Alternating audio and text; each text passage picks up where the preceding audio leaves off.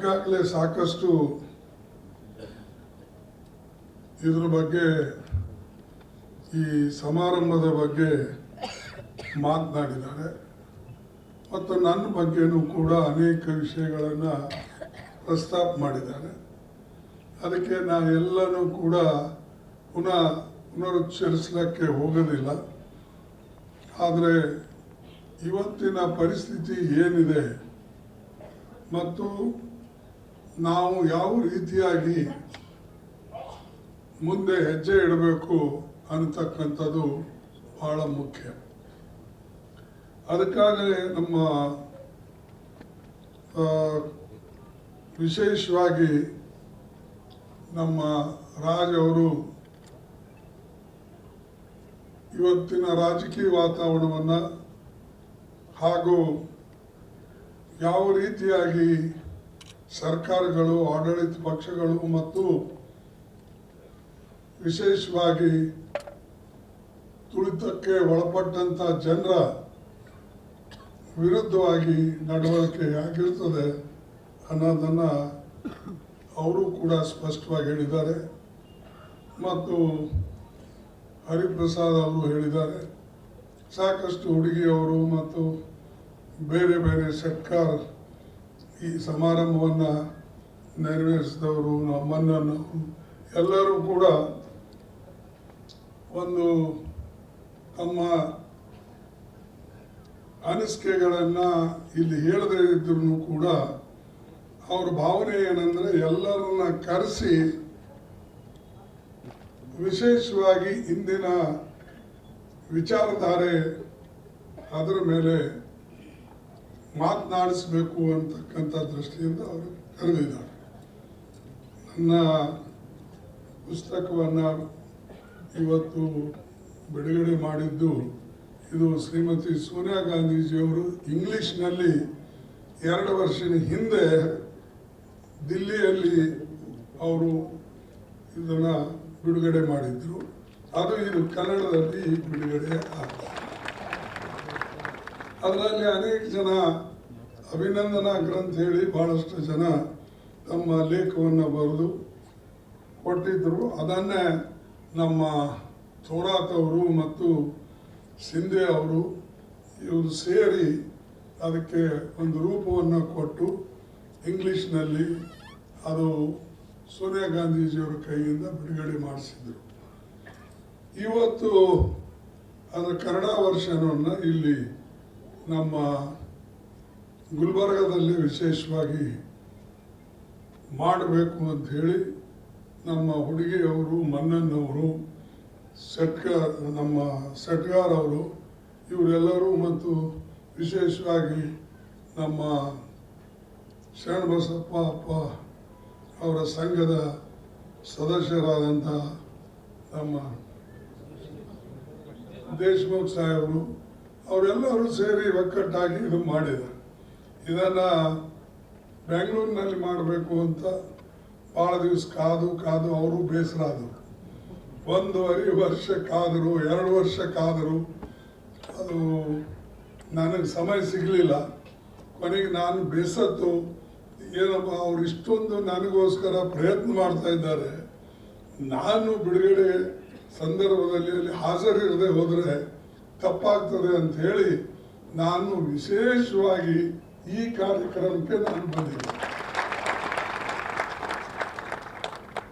ನನಗೆ ಸಾಕಷ್ಟು ಬೇರೆ ಕೆಲಸಗಳು ಇದ್ದು, ಯಾಕಂದರೆ ಇವತ್ತು ಈ ಮೋದಿಯವರು ಶಾ ಇವರು ತೊಂದರೆ ಕೊಡೋದು ನಮಗೆ ಜಾಸ್ತಿ ಆಗಿಬಿಟ್ಟಿದೆ. ಅವ್ರು ತೊಂದರೆ ಕೊಡೋದು ಅಲ್ಲದೆ ಅವ್ರ ಶಿಷ್ಯರಿಗೆ ಹೇಳಿ ತೊಂದರೆ ಕೊಡಿಸ್ತಾರೆ. ನಾನು ಉತ್ತರಾಖಂಡಕ್ಕೆ ಹೋಗಿದ್ದೆ. ಅಲ್ಲಿ ಬಹಳಷ್ಟು ಸಾವಿರಾರು ಜನ ನೆರೆದಿದ್ದರು. ಅದು ರಾಮಲೀಲಾ ಮೈದಾನ. ಹೌದು, ಅದರಲ್ಲಿ ರಾಮಲೀಲಾ ಕಾರ್ಯಕ್ರಮಗಳು ನಡೀತವೆ ಮತ್ತು ಧಾರ್ಮಿಕ ಕಾರ್ಯಕ್ರಮಗಳು ಕೂಡ ನಡೀತವೆ. ನಮ್ಮ ಪಕ್ಷದ ಜನ ಅವರು 4-5 ಕಡೆ ಅಪ್ಲಿಕೇಶನ್ ಹಾಕಿದ್ರು. ಯಾವ ಮೈದಾನ ಕೂಡ ಅವರು ಒಪ್ಪಲಿಲ್ಲ. ಕೊನೆಗೆ ನಮ್ಮ ಜನ ಏನು ಹೇಳಿದ್ರು, ಯಾವುದು ಮೈದಾನ ಖಾಲಿ ಇಲ್ಲ ಅಂದರೆ ಇಲ್ಲಿ ಸರ್ಕಾರದ ರಾಮಲೀಲಾ ಮೈದಾನ ಇದೆ, ನಾವು ಇಲ್ಲೇ ಮಾಡ್ತೇವೆ ಅಂತ ಹೇಳಿ ಅವರು ಹಠ ಹಿಡಿದು ರಾಮಲೀಲಾ ಮೈದಾನದಲ್ಲಿ ಮಾಡಿದ್ರು. ಅದಕ್ಕೆ ಸಾವಿರಾರು ಜನ ಬಂದಿದ್ರು, ಯಾರೋ 10-20 ಹಿಂಗಿಲ್ಲ. ಅಂತ ಹಲ್ದ್ವಾನ ಅಂತಕ್ಕಂಥ ಉತ್ತರಾಖಂಡದಲ್ಲಿ ಸಣ್ಣ ಸ್ಟೇಟು, ಅಷ್ಟು ಜನ ಸೇರೋದು ಕಷ್ಟ. ಆದರೆ ವಿಶೇಷವಾಗಿ ನಮ್ಮ ಪಕ್ಷದ ಕಾರ್ಯಕ್ರಮ ಇದ್ದ ಕಾರಣ ಬಹಳಷ್ಟು ಜನ ಸೇರಿದರು. ನಾನಲ್ಲಿ ಸ್ವಾಭಾವಿಕವಾಗಿ ನಮ್ಮ ಚಿಂತನೆ, ನಮ್ಮ ಐಡಿಯಾಲಜಿ ಮತ್ತು ನಾವು ನಡೆದು ಬಂದ ದಾರಿ, ಕಾಂಗ್ರೆಸ್ ಪಕ್ಷದ ಒಂದು ಹೋರಾಟ, ಇದರ ಬಗ್ಗೆನೇ ನಾನು ಹೆಚ್ಚಾಗಿ ಅಲ್ಲಿ ಮಾತನಾಡಿ ತಿಳಿಸಿ ಹೇಳಿದ್ದೆ. ಆದರೆ ಅವ್ರಿಗೆ ಏನು ಅನ್ನಿಸ್ತು ಏನೋ ಗೊತ್ತಿಲ್ಲ. ನಾ 2 ದಿವಸ ಇದ್ದೆ ಅಲ್ಲಿ. ಆದರೆ 2 ದಿವಸದಲ್ಲಿ ಅವರೇನು ಯಾವ ಸ್ಟೇಟ್ಮೆಂಟು ಕೂಡ ಕೊಟ್ಟಿದ್ದಿಲ್ಲ. 2 ದಿವಸ ಆದ ನಂತರ ಅವರು ಡೆಲ್ಲಿಗೆ ಬಂದು ಶಾಗ್ ಭೇಟಿಯಾಗಿ ಅವ್ರಿಗೆ ಕೇಳ್ಕೊಂಡ್ರು, ಹಿಂಗೆ ಅವ್ರು ಬಂದು ಇಂಥ ಭಾಷಣ ಮಾಡಿದ್ರು, ಜನ ಸೇರ್ತಾ ಇದ್ದಾರೆ, ಈಗ ಚುನಾವಣೆ ಬರ್ತಾ ಇದೆ, ಅದು ದಯವಿಟ್ಟು ನೀವು ಯಾರ ಒಬ್ರು ಬರಬೇಕು ಅಂತ. ಬಹುಶಃ ಅವ್ರೇನಾದರೂ ಅವ್ರಿಗೆ ಹೇಳಿಕೊಟ್ರೋ ಏನೋ ಗೊತ್ತಿಲ್ಲ. ನೋಡಿ ಹೋಗಿ ನೀವೇನು ಮಾಡೋಕ್ಕೆ ಹೋಗಬೇಡಿ, ಬಂದಿದ್ದಾನಂತಂದರೆ ಶುದ್ಧೀಕರಣ ಮಾಡಿಬಿಡಿ, ಅದು ನ್ಯೂಸ್ ಆಗಿಬಿಡ್ತದೆ. ದೊಡ್ಡ ನ್ಯೂಸ್ ಆಯಿತು ಅಂದರೆ ಎಲ್ಲ ಕಡೆ ಯಾರು ವಿಶೇಷವಾಗಿ ಹಿಂದುತ್ವ ಮೇಲೆ ನಂಬಿಕೆ ಇದೆ ಅವರು ಆಟೋಮೆಟಿಕ್ಲಿ ಒಂದಾಗ್ತಾರೆ. ಆಟೋಮೆಟಿಕ್ಲಿ ಅವರು ಒಂದಾದರೆ ನೀವು ಭಾಷಣ ಮಾಡೋದೇ ಬೇಕಾಗಿಲ್ಲ. ಅದಕ್ಕೆ ನೀವು ವೋಟ್ ಒಂದು ಕಡೆ ಕನ್ಸಾಲಿಡೇಟ್ ಆಗ್ತವೆ.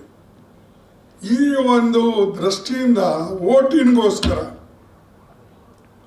ಧರ್ಮದ ಆಧಾರ ತಗೊಂಡು ಶುದ್ಧೀಕರಣದ ಒಂದು ಕಾರ್ಯಕ್ರಮದಲ್ಲಿ ಮಾಡಿದ್ರು. ನಾನು ಶುದ್ಧೀಕರಣ ಮಾಡಲಿ, ಅವ್ರು ಯಾಕರಣೆ ಮಾಡಲಿ, ನಾನು ನಂದು ಬಿಡೋನಲ್ಲ, ಬೇರೆಯವ್ರದ್ದು ಹಿಡಿಯೋನಲ್ಲ. ನಂದೇ, ಅವ್ರದ್ದೇ.